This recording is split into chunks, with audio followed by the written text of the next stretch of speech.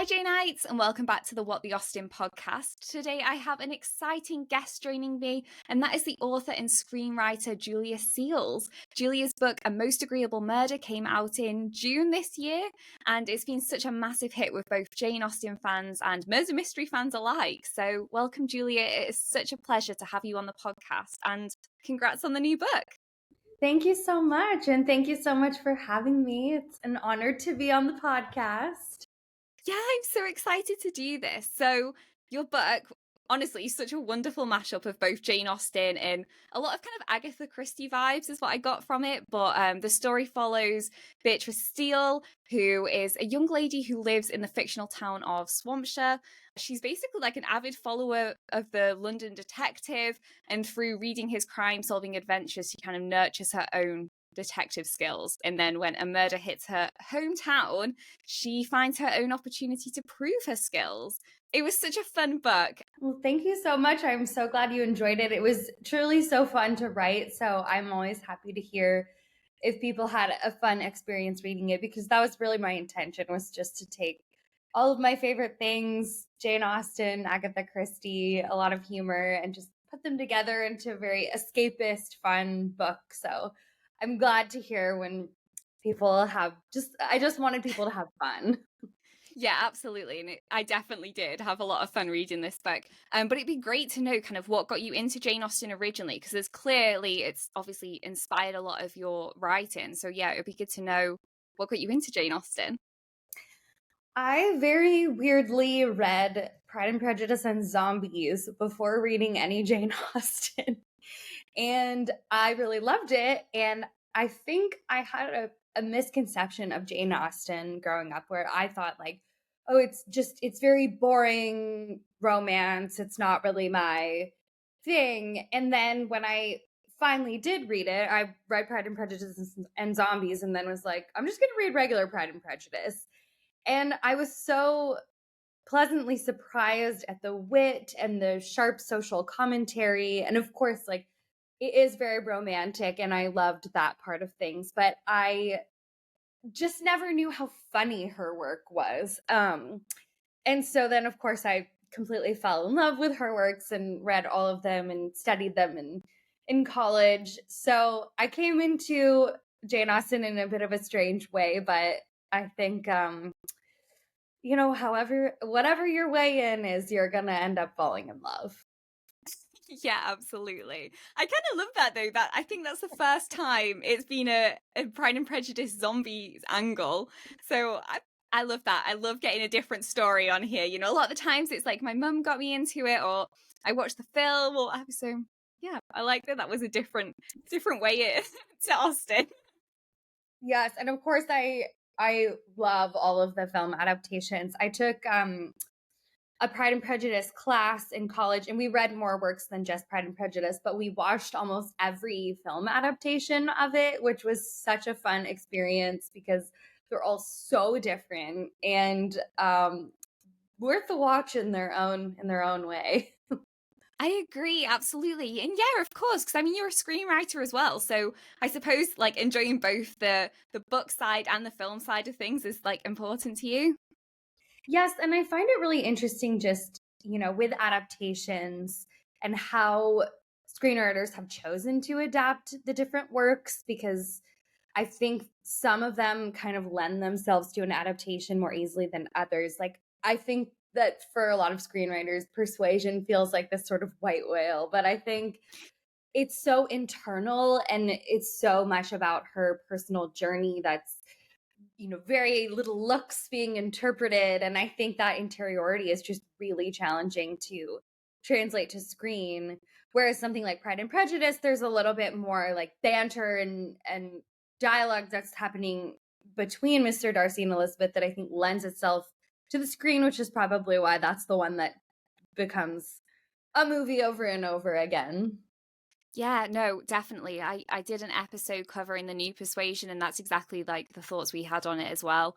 I think Pride and Prejudice benefits from being adapted because it's so plot driven compared to Persuasion, like you said, that is so internal. It's, it's so emotional, and it's all about those like small moments of looks and, it kind of is what's not said as opposed to what is, but that's very hard to put to the screen. So great for a book, not great for a movie. So I feel like that one movie is just meant to be a novel. that is so true. But it's not just Jane Austen, right, that inspired the book. Definitely Agatha Christie influence. I kind of felt a bit of Bronte as well. At one point, I was feeling a bit Jane Eyre and a bit of Sherlock. So I'd love to hear about like the other influences that you took when you were writing this. Definitely all of those. I love Agatha Christie. I've read her books since I was a kid. I have always been a huge fan of mysteries, and it was my school librarian in middle school who gave me a copy of Agatha Christie. I think I don't remember which one I read first, but I remember reading And Then There Were None as like a 13-year-old and staying up all night freaked out reading it. And so that was definitely a huge I love just sort of the golden age of mysteries and those cozy mysteries and the detectives like Poirot and Miss Marple. And Miss Marple was definitely a big influence for Beatrice Steele, of this sort of nosy woman in the neighborhood who just can't help herself. She's interested in people's business. And then definitely Sherlock Holmes. I think that was sort of an inspiration in terms of what Beatrice sees in the London investigator and what she thinks that being an investigator is like, which I think a lot of us feel that way. When you think of a detective, it's hard not to think about Sherlock Holmes. And then definitely I love Jane Eyre. I'm a huge fan of Jane Eyre, and I also am a huge fan of Daphne du Maurier. So I love gothics, and I wanted to really include that kind of gothic element in the book. So I had a lot of fun really just taking pieces of some of my favorite classic books and mashing them up into a sort of pastiche. Yeah, I think that shines through. And I think for like a fellow book lover, when you're reading it and you can pick up on all these like, oh my gosh, that so reminds me of this or that, I feel like that just translates so well, because as a reader you can really feel your passion for different literature, which I just love that when that can happen. And even though like your book stands on its own, if that makes sense, it's kind of, it stands on its own and the characters are very much their own, in their own world and everything, it's still, yeah, it's nice when you can see the influence of other texts and you can be like, oh, I love that book too, and you can just vibe with you for a moment. Like Yes, I had so much fun with that because I think, all of those books, when you love something like that, it just becomes part of you. But for me, I'm very much a person where when I really love something, I will make fun of it. Like it's fun because it's like, it's loving, and there are so many ridiculous things in those books. And I think it's fun to be like, look, I love this thing and it's also funny. And that was another one of my intents. But I also enjoyed kind of starting from that as a jumping off point. A lot of the characters obviously are based on Agatha Christie characters or Jane Austen characters, but then I wanted to bring in elements that were unexpected or kind of start there and then see where it went and have them come into their own. yeah, and I can see that with character names as well, but I was really surprised that you chose Steele. Like, I'd love to know like your thoughts behind that, because obviously Lucy Steele from Sense and Sensibility isn't everybody's favorite character, so I was like, it's so funny that you used that second name for your protagonist.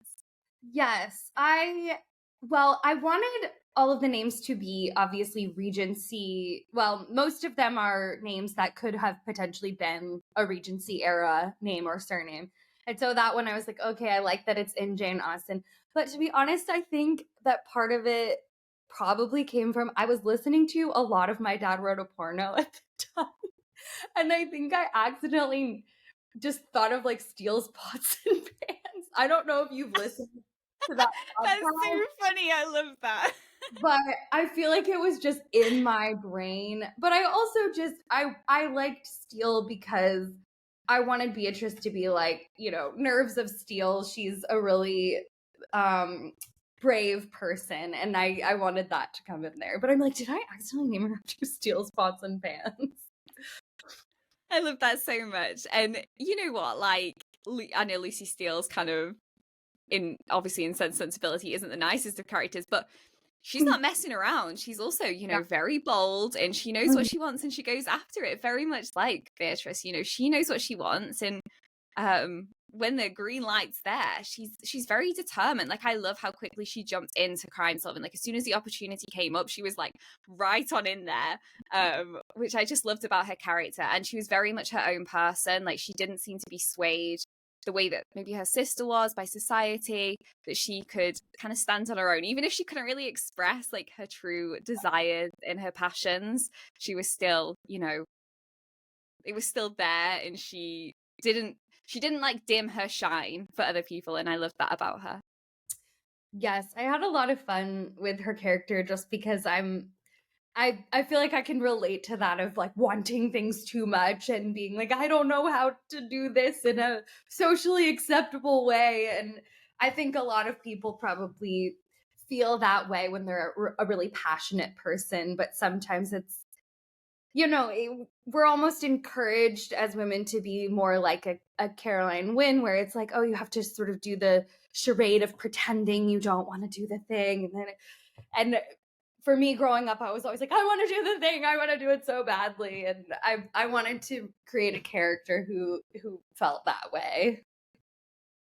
Yes, I love that so much. And honestly, when I was reading like Caroline's character, I kept thinking like, oh my gosh, we all know people like that. Like the people that just come across like they're perfect all the time. They can do everything, and they've got the quote unquote perfect life, and they feel the need to tell you about it and showcase it to you. I was like, oh my gosh, we all know someone like that, and we all feel Beatrice's pain where we're like, please stop, like, and you just want to make like those like snarky comments, like, really, is it really this perfect? Definitely. When I was working on the screenplay, I had one of someone who was giving me notes was like, well, I don't understand why Beatrice doesn't like Caroline. I think it was a man. And I was just like, oh, like, how can you not see? Because she's the most annoying person ever. Yeah, she like represents all the pressure that like society puts on women, and it's just Beatrice is just there like, no, like, I can't bear this, like, please stop. But also I love that Beatrice, when she sees the moments where Caroline is maybe more human, the connection she feels to her then, but then Caroline's just like goes another direction. She's back to being perfect. But yeah, I thought she was a great character though, because I feel like she did show the pressures not only of society now, because things not necessarily haven't changed that much when it comes to the pressure on women at times, but also I think it was good to showcase like that Regency era pressure as well. Definitely. And I think I wanted to kind of explore how does that stand in the way of women connecting with one another, because if there is such a pressure to sort of hide what makes you you, or maybe what you consider an imperfection or what society considers an imperfection, it can really block you from making friends and making genuine connections, because everything's this sort of facade that's not real, and it's hard to become friends with someone when that's standing in the way. Yes. And you know what? I love that as well, because I feel like that's something that Jane Austen really captures in her books as well. It's like that female friendships are often quite complicated. And I Yes. feel like she is really good at capturing that and showcasing that.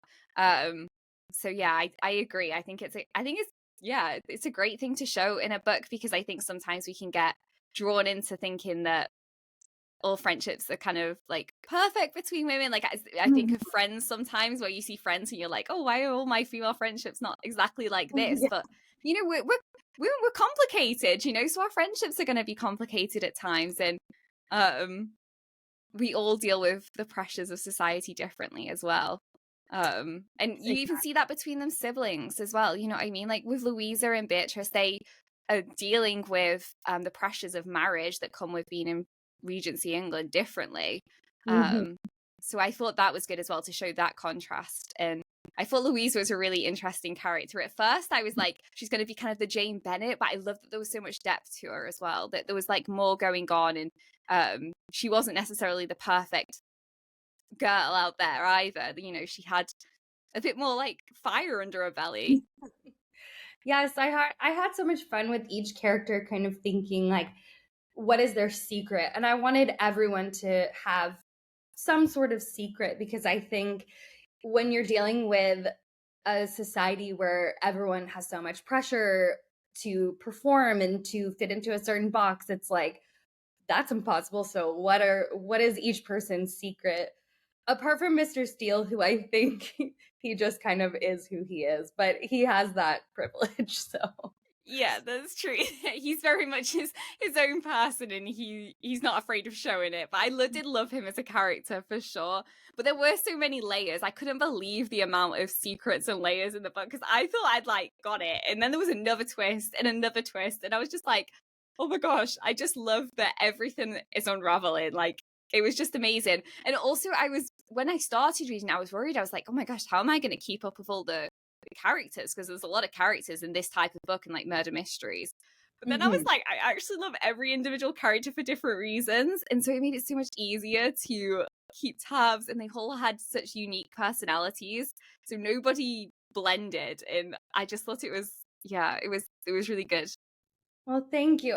My editor really, Emma Caruso, she really challenged me with that of giving each character a really distinct voice and trying to differentiate, because I did want to have enough characters that it could be a ball and that there would be enough suspects and relationships to explore. But it is also sometimes hard in those kind of, and I think this is true for a lot of these golden age mysteries, like locked door mysteries. It's hard to keep track. So that was another reason why I wanted to, or well, that was the reason I wanted to include the guest list at the beginning of the book, because Super even for helpful. me, it was helpful to go back and reference, because it's like there are, a good amount of characters, and I want them to feel distinct, but it's also like the readers are meeting them for the first time. So it's sometimes a lot at the beginning when you're first getting to know them. Yeah. And it'd be good to chat about your process for researching for this book as well, because obviously it is set with Regency England in mind. Obviously it's a fictional place, and a lot of it is like fiction, but you did do quite a bit of research, you could tell, around like Regency England and like the small stuff. It was like makeup and fashion and all these little things, which I'm sure took a while to kind of look into. So I'd love to hear about like your research process for it. Yes. Well, makeup and fashion in the Regency is one of my favorite topics. I wrote a research paper on it in college and read a lot of the Mirror of the Graces, the sort of Regency manual for beauty and makeup and fashion. But I just find it such an interesting era, because they stopped wearing corsets, kind of. It was they were interested in natural beauty and very influenced by like ancient Greece. So they have such a specific fashion for such a short era, which I find really interesting. But a lot of their makeups were poison. I mean, the thing about putting drops of belladonna into your eye to make your pupils look larger is a real beauty tip from that era. And in That's terms of, terrifying.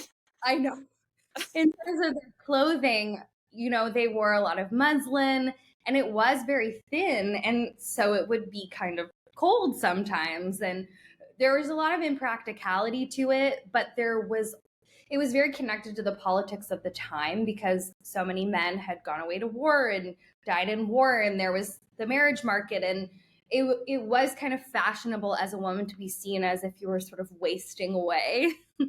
So I find all of that interesting in terms of how it connects to politics. But in terms of other research, it was a lot of going down random rabbit holes, being like, what is the history of the toilet? And how did that factor into? Because I wanted Stabmore Park to be somewhat historically accurate. But obviously, I took a lot of liberties. Even little things like scones probably wouldn't have been as popular in the time period. It was more of a Victorian era thing, because baking powder was not invented yet. So random things like that, where there were times when I'm like, I know this is not technically historically accurate, but it's my own world. And so even though it's very much informed by the Regency, takes place there, once I knew the rules, I was like, I'm going to break them. Yeah, no, and absolutely. And I guess that's the point, right? If you write fiction, you have that leniency. You can do that, which is awesome, because I mean, let's be clear that there is no place called Swampshire either. But I did when I was coming up with sort of the location. I knew I wanted it to be Swampshire and be sort of just a swamp, and I wanted it to be in between London and Bath for a plot point. So I got on Google Maps, and I've traveled to England. I went there first as when I was 10, and I absolutely love it. So I've been there enough to be like, this is within the realm of possibility. But I got on Google Maps and I put the little person in the middle of London and Bath, and it popped up, and it was just a field, like a swampy moor. And I was like, perfect. It's that's my setting. Perfect. I love that though. And I love that actually became part of the plot at one point as well. There was like this swampy land, and even if it was just like small comments, like people walking in, there's like muddy like footprints, and like people don't go over to that area because it's too swampy. And yeah, I thought that was so funny. So funny. And to be honest with you, like I was saying, the weather here at the moment is horrific, so I can imagine there's areas that are pretty much Swampshire at the moment. Yes, I think it's all too real. Absolutely. So it'd be good to hear as well, like how, like your own like childhood and upbringing, because you grew up in Kentucky, right? Is that right? Yes, I did. Yeah, and kind of like how that's influenced the writing of the book too. Absolutely. Well, I think maybe part of the reason I was so drawn to Jane Austen when I did finally make it there from Pride and Prejudice and Zombies, I think the manners and the focus on reputation and the small town gossip, it felt so familiar to me having grown up in a small town in the South, because it's kind of the same thing. It's like, your reputation matters, and you want to be a lady, and you want to, you always know what's going on in the neighborhood. And I think there are so many good things about that in terms of you feel a closeness to your community. I think people really support one another in those types of small towns. But there is also sometimes a lot of pressure to fit in, or kind of a sense of being scared to be vulnerable because like word travels fast. What are people going to say? So I felt like I really related to that element of Jane Austen, and I wanted to really imbue the book with that sense, where it's like there are good things about this and there are also difficult things about this. And I think I also relate to Beatrice in a big way in terms of being like, I'm living in this small town where maybe the opportunities that are available aren't necessarily what I want, but I don't know how to get somewhere else. So I really felt that way a lot growing up in terms of being like, I have big dreams, but I live in a small town. Yeah, where do I go to express myself? How do I do this? But then there are a lot of little things. Well, we were talking about the swampy moors. Obviously, that's very much influenced by like the Wuthering Heights of it all. But we have a lot of sinkholes in Kentucky. Where I'm from is kind of close to Mammoth Cave, which is this huge cave, and there are lots of sinkholes that lead to caves. And when I was younger, we had a little sinkhole in our front yard that I was like, I really want to play in it. And my mom was always like, don't go there, it's dangerous. And they filled it in, and for some reason, I was just very fascinated by it. So the squelch holes kind of came from that. And then did they fill it in because they just didn't trust you? Like as soon as you said that, they were like, we've got to fill it in. Probably. And it wasn't very big, but it was just like a little area of sunken ground. But there's something that just feels so dramatic about a sinkhole. Like there are really big ones too. There's a Corvette museum in Kentucky that had this huge sinkhole in it, and all the historical cars fell into the sinkhole. Like you can look up pictures of it where it's just a bunch of like antique cars in the ground. Oh my gosh. But that very much came from Kentucky. But also, a lot of the characters are definitely based on like people I know or my family, in terms of like Mr. Seal and his pranks. My family, we love pulling pranks on each other. We have this like very realistic looking baby doll that we hide around the house. Or like my brother likes to dress in one of those suits that's like covers your whole face and body, and he'll like hide in the shadows and jump out. So a lot of that was very much inspired by my family just being silly with each other. That's so funny. No, I do love that. And I feel like small town living is so good for a book setting, especially murder mysteries. Like you see that all the time with like Agatha Christie, because Yeah. like you said, it's even though everybody knows each other's business and everybody knows each other, that actually sometimes forces people to be more secretive at times. And obviously with secrets, Yeah. then, things can unravel and there's things that you don't know what's going on. And Mhm. there's layers to that then. And I kind of loved that. And I loved that people were so relatable. Like you could see people in each of the characters. Like I remember when Beatrice was speaking to Frank, and I was like, gosh, I know some Franks. Like, and I Mhm. knew there was obviously more to his story. I was like, something else is going on here with him. I don't know what to, but something else going on. But I was like, gosh, like, I know at least three Franks, and I know some Carolines, and Mhm. like personally, I'm probably Miss Bolton myself, but I probably know I, some of them. I love Miss Bolton. She was one of the most fun characters to write, and I think she would be the best of them to be friends with because she's so prepared and she's I don't know. I had a lot of fun with her. I think she's I admire those characters who are unafraid to be themselves fully. I loved about like her hats, where she has all these like crazy different hats that she wears, and was one of them like a goldfish bowl like once, and Yeah. people. There are so I collect like old fashion prints. I have a bunch of them from spanning from the Georgian era to the Victorian era, and I some of them are so funny, just like what it's like the mode de Paris kind of fashion prints, and I just always stare at them, and some of the hats are so wild. I really wanted to include a very extreme Something that. version of what they were wearing. No, I loved that, and I loved it even though like some of the stuff that she said was really out there, which totally I can relate. Sometimes my friends are like, what are you saying? I'm just like, I don't know, I'm just saying what I think. But also she was kind of like on the money at times, and isn't that always the case? She kind of gave me a bit of Miss Bates vibes as well. You know how Miss Bates in Emma's like everybody thinks that she's like a bit crazy, but actually she reveals so much about the secrets like in the plot. Yes. And I think that that's happens often, especially with women who are sort of shuffled to the side. It's like they're seeing a lot because people are acting as if they're not there. And so they're doing things that are maybe very revealing that that person is seeing. And also, I think those people be, they get discounted because maybe they'll say something very silly, but just because someone's silly doesn't mean they're not smart.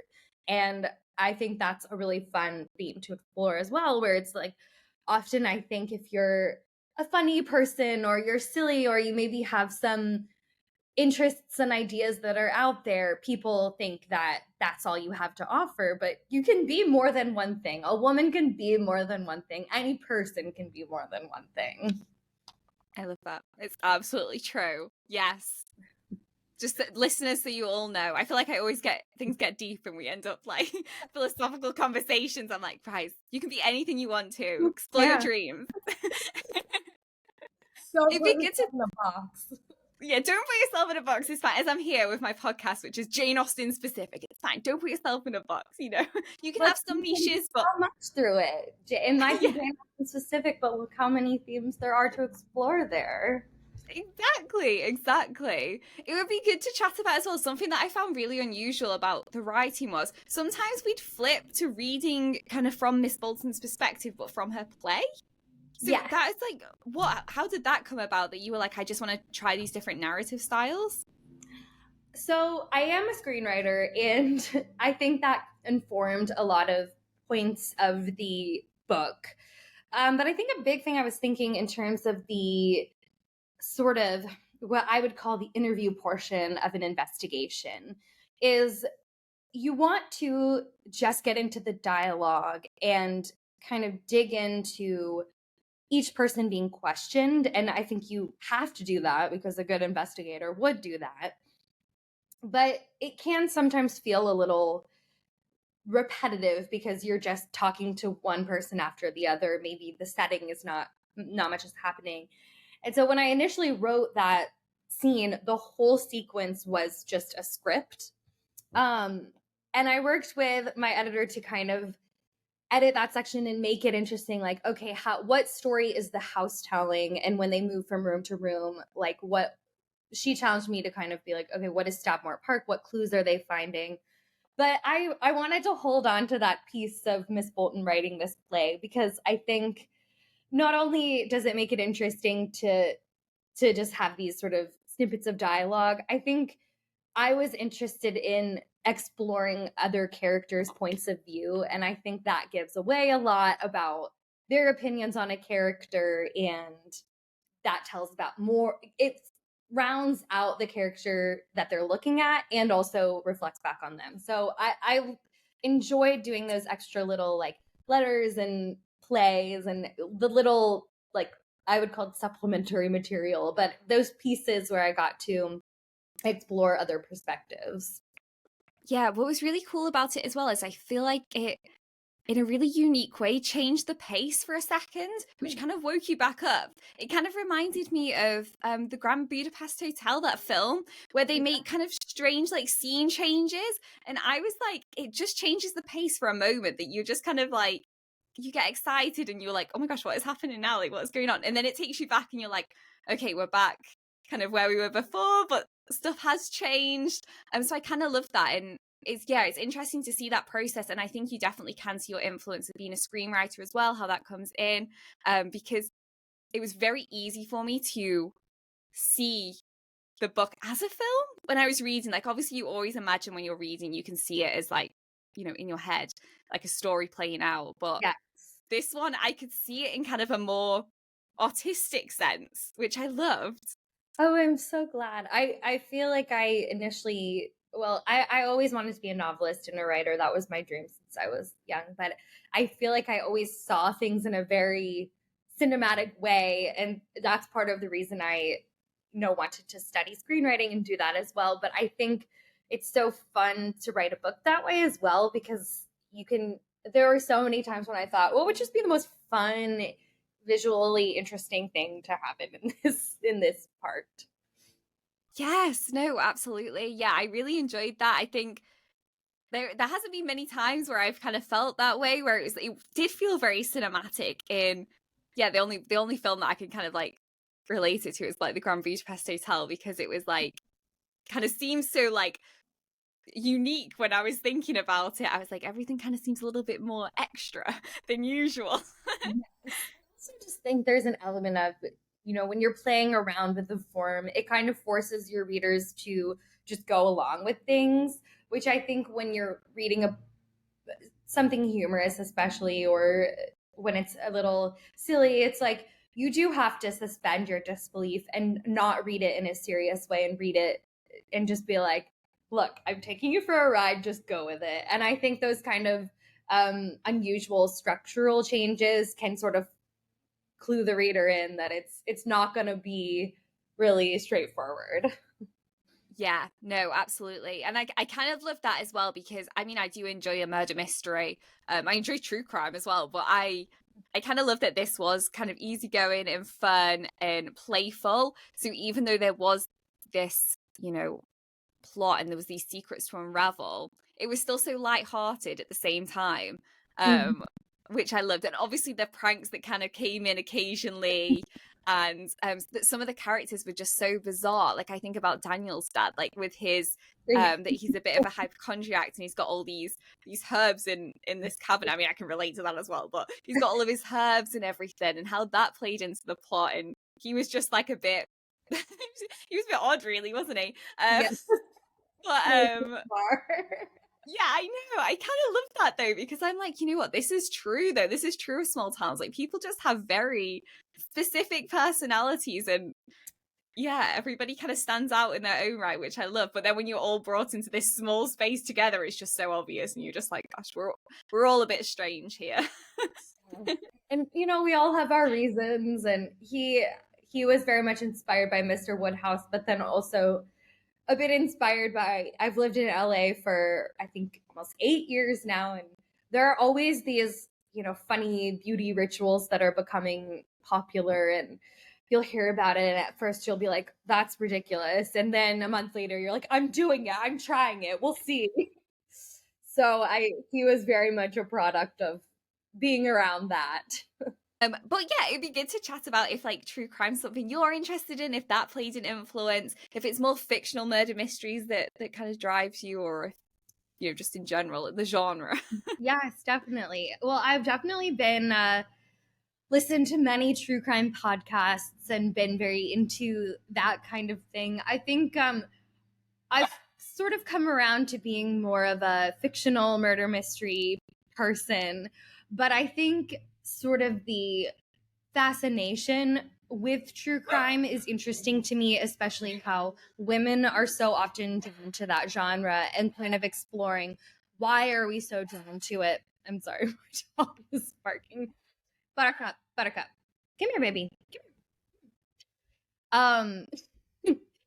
I wanted to explore why are women the ones who are so drawn to true crime often, and what are the reasons. And I think it is complex. It's sometimes you feel this sort of sisterhood with people who have gone through the violence. Sometimes you feel, if I could just listen to enough of this, then somehow I'll figure out how to avoid it, even though like it's not their fault that this horrible thing happened to them, and there's sometimes nothing you can do, so that's terrifying. But I think it's so complex, and it's an interesting thing. But for me, I think it really comes down to that satisfaction of when justice is served. And I think that's why I love reading fictional murder mysteries the most, because you always have that satisfaction at the end of the bad person is caught and they're held accountable. And in real life, it can be so complicated, and it's very unsatisfying when you see, the justice system fail someone, or people not being held accountable for a horrible crime, or, a victim not being believed. All of those things can be so unsatisfying.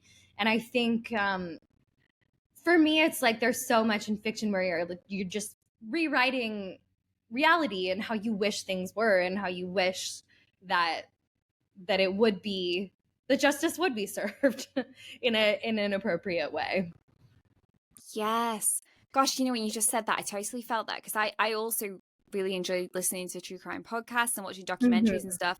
But yes, it is that like that wanting that justice.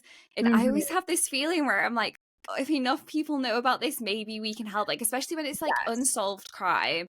I'm like, I just feel so terrible for victims and families who haven't got that. And I do think it isn't like, I think true crime, you have to consume it with consideration, and you have to be responsible when you consume that kind of content. But yeah, I totally get that. It's that sense of being like getting justice for a victim, and just thinking that if you get enough eyeballs on it, if you get enough promotion for it, it'll just stop terrible stuff happening. Which, I mean, I guess that's why we're drawn to fiction, because things can get wrapped up in nice little boxes. But I guess it's that hope from a reader where you're just like, I hope that things will get better, or that you can make the world better. I think at the core, that is the hope, and that is why people are so drawn to it, because we recognize like this is so horrible, and we just feel powerless and just want to be able to help somehow, and for these things to not happen. I think it's hard to know how you as a random individual can play part in making things better, but I think that is at its core kind of part of the reason people are so drawn to it, is just, wanting so badly to help. And I wanted to sort of imbue Beatrice with that feeling of being like, I feel creepy that I'm interested in this, but I feel like I'm interested in this for a good reason. I wanted her to be a person that I think a lot of people can relate to, in that she has this interest. Maybe it's creepy, maybe it's not. But her reasons are good. Yeah, and I think you can tell that the way that she jumps into the crime that obviously happens in her area it's very much comes from a place of, I want to help first. Like, she is the first to go to the body and everything. She wants to get justice. She wants to find out what actually happened, and she wants the truth, I think. And Mm-hmm. I love how her search for the truth when it came to the murder and the crime also linked to the fact that the whole town was looking for truth from each other, because there was so much secrecy and people weren't being honest with one another. And I just kind of love how those things kind of ran in parallel. It was, Mm-hmm. yes, there was this big dramatic thing that happened that we needed to find out the answers for, but also there were so many smaller things going on beneath the surface. And it was that kind of, yeah, the quest for the truth on both levels. Yes, and that's definitely something I admire about Agatha Christie's works, is how whenever there is a crime, it's like all of the secrets come to the surface, and it's so satisfying to read. And even if they don't necessarily play directly into whatever the crime was, they still they come out, and they can't help but come out during the investigation. And that's always fun. I'm so nosy. I'm like, I want to know everything. Tell me the I want to know everybody's secrets. Yes. Yeah.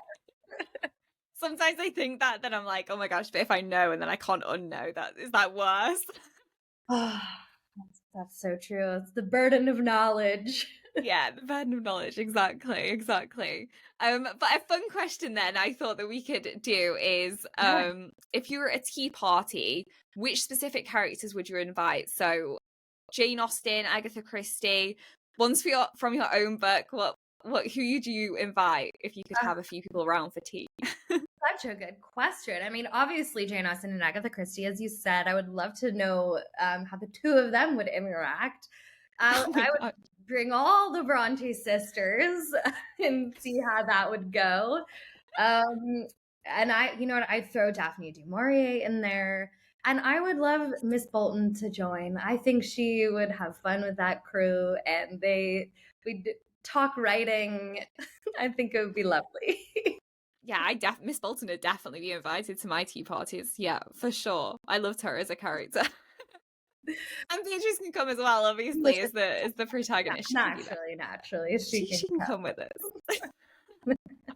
That's so funny. I think maybe Emily Bronte, but I mean, any of the Bronte sisters, you know, things are going to get a bit dark and dreary and a bit intense at some point. So you definitely need to break it up a little bit. But I also love Daphne du Maurier. Was she a big influence as well when you were writing? Definitely. I really love just kind of the gothic with the twist. So I love Rebecca. I love, you know, even her short fiction is so chilling. And so that was definitely a big influence. I had a lot of fun with that. Especially when I was kind of thinking about Stabmore Park and the layout of it. I wanted it to feel very gothic and very much like there are these weird rooms and secret passageways, and all of that was very much drawn from that type of literature. And the wallpaper coming off, it was like, ooh, this is a bit creepy. Things are falling off the walls. I love estate sales, and I have a lot of antique furniture, and I always love looking through old houses and seeing all the interesting decor. It's so fun. Yeah, I like that as well. I love going into antique shops and everything. And I kind of love that you did bring a bit of like supernatural into the book as well, you know, because why not? Let's just throw that in there as well. I thought that was quite fun to see. Yeah, but all around, you know, I just really enjoy it. I think I read it in like 2 days. So, you know, I was like really invested. I was just like, I need to know what's like going on. And like I said, you know, even though there were some things revealed, that wasn't the end of it. Like, I feel like sometimes with murder mysteries, you can read them, it's revealed, and you're like, oh, I did kind of guess that like a little bit earlier on. But there was just so much to unpack, and it was just unexpected things kept coming up. And I was like, I just can't believe this. I can't believe how everything links together and it's all coming out. And I just kept being surprised, which I love. That was just like such a pleasure to have that experience, especially somebody who like does like true crime and like reading like mystery stuff. I'm always there just looking for the clues. I'm like, I will guess this before we get to that point. But there were so many things that I couldn't guess with your book, which I really did enjoy. I'm so glad. I also love reading mysteries. It's my favorite genre to read as well as write. And I really wanted it to be something where a person could read and have all the clues there and guess it for themselves, because I think it's cheating if it's some random twist where you're like, how would I Random ever have person. known that? But I also wanted there to be multiple twists, both for sort of the parody element of like, and then another twist. But I also wanted it to be the element of if you might guess some of the things as a reader because the clues are there. But I wanted there to be enough twist that it's like, but you didn't guess that. Yeah, exactly. And that's definitely what was there. It was like, even though you could get some of them, it was like I could get an essence of what it was going to be, then it was still different than I suspected. And I was just like, you got me with that one. You definitely got me there. Which was just, yeah, that was just like fun to read. And is the plan to write more of these? I don't know if you can talk about that. I mean, I know at the moment you're working on turning this into like I'm trying to think what it's called now. You're turning this into A I want to say screenplay. a screenplay. I was going to say script then. It's going to be a theatre production. It probably work for that as well, to be fair. Yeah, is that what you're working on at the moment? Are you thinking about future books? So I have written the script version. That's kind of on pause because we are in the midst of a writer's strike. So hopefully we will get some fair pay for the writers.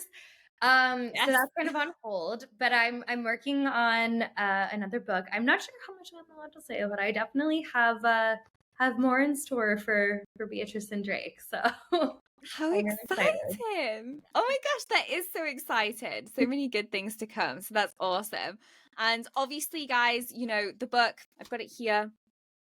Most Agreeable Murder. You can get hold of this now. It's already out, so I definitely recommend picking it up. I know a few of you already have. I put a post on Instagram and people like, I'm buying this right now. So I love that. And I hope you've enjoyed it as much as I have. I hope you've enjoyed this episode with us chatting through things. Is there anything else you want to add, Julia? Anything else you want to chat about with your book? You want to let my listeners know if they're reading it and enjoying it?